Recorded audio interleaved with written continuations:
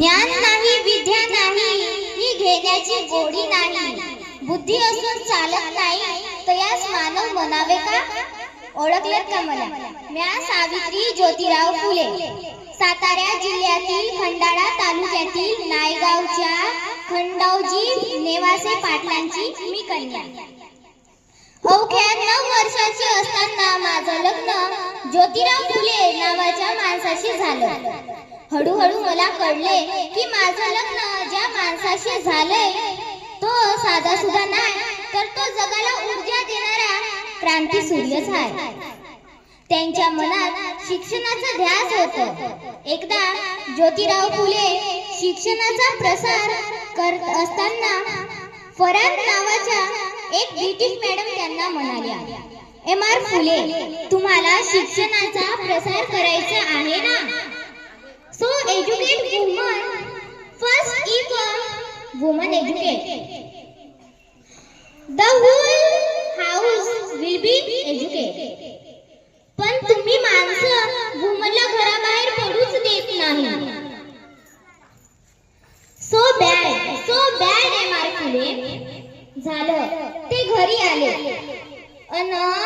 की माझ्याकडे पाटी पेन्सिल घेऊन आणि म्हणाले, सावित्री, आजपासून मी तुला शिकवणार. मग काय झालं, माझा अभ्यास सुरू.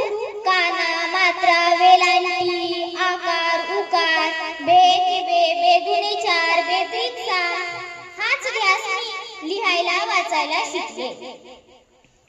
आणि पुण्यातील भिडेवाडा येथे आम्ही मुलींसाठी पहिली शाळा सुरू केली 1 जानेवारी 1848 ला. आणि मी पहिली महिला शिक्षिका आणि मुख्याध्यापिका सुद्धा. अहो, एखादं सर्वसामान्य माणूस शिकलं तर कोणतं धर्म बुडालं? धर्म माणसासाठी असते की धर्मासाठी माणूस? मी शाळेत जात असताना माझ्यावर चिखल फेकले, मी सहन केलं. शिव्या, शाप, दगडांबरोबर शेणही फेकले, तरीही मी सहन केलं. आता माझ्या सहनशीलतेचा अंत झाला होता. आणि अचानक एक माणूस माझ्या समोर येऊन म्हणतो, अगं ए टवळे, कुठे निघालीस? आमच्या पोरबाळांना शिकवणं बंद कर बाई. तुला तुझं अब्र प्यारी आहे की ते शिक्षण?